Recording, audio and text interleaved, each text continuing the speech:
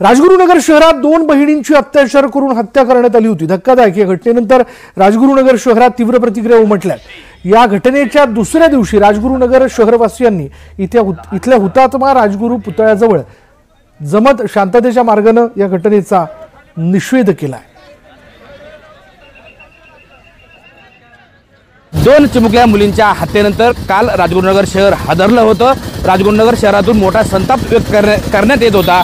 तर ज्या चिमुकल्या मुलींची हत्या झाली होती त्या चिमुकल्या मुलींचे नातेवाईक आणि भटक्या विमुक्त जमातीच्या कार्यकर्त्यांनी पोलीस स्टेशनच्या बाहेर ठिय्या आंदोलन केलं होतं।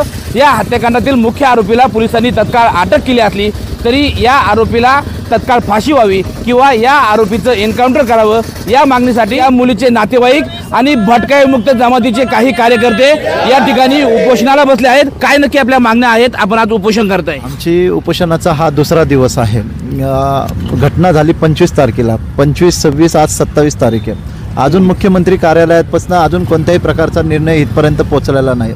आम्ही मागणी केली होती की मुख्यमंत्री साहेबांनी लिखितमध्ये द्यावं की परत भटक्यामुक्त समाजावर इथं अन्याय होणार नाही आणि ॲट्रॉसिटी सारखा संरक्षण कायदा ह्या समाजाला भेटेल। आणि आमच्या या 3 मुद्दे आहेत की आरोपीला फाशी झाली पाहिजे त्याच्या परिवाराच्या समोर, नाहीतर जसं बदलापूर प्रकरण झालं होतं, एन्काउंटर केला होता, तसं इथं भर चौकात एन्काउंटर करा, म्हणजे एक दहशत बसल परत आहे ना, असं काही घटना घडणार नाही। भटक्यामुक्तांच्या पालावर, तांड्यावर, कुलटीवर, गोसावी समाजाच्या वस्तीवर नेहमी अन्याय अत्याचार होत असतो, रेप होत असतो, कोणताच प्रकारचा न्याय भेटत नाही। पण आता गोसावी समाज 5.5 करोड पूर्ण इंडियामध्ये आहे आणि 30 करोड भटक्यामुक्त समाज आता जागृत झालेला आहे आणि मुख्यमंत्री साहेबांना सांगत आहे की जोपर्यंत आमच्या मागण्या पूर्ण होणार नाही तोपर्यंत आम्ही उपोषण सोडणार नाही। पीडित परिवार अत्यंत गरीब आहे, इतकं गरीब आहे की ते संजय मकवाने जो आहे तो कचऱ्याच्या गाडीवर काम करतो आणि त्यांची बायको जी आहे ती भिक्षा मागून काम करते, म्हणजे कसल्याच प्रकारची सुखसुविधा नाही आहे। म्हणून तुम्ही लवकरात लवकर शासनाच्या ज्या योजना आहेत त्या योजना अंतर्गत 50-50 लाख रुपये त्यांना द्यावं। मुलींच्या वडिलांशी संपर्क साधतोय, काय सांगा, काय तुमची मागणी आहे, काय तुमचं म्हणणं आहे? साहेब, मला नियम पाहिजे,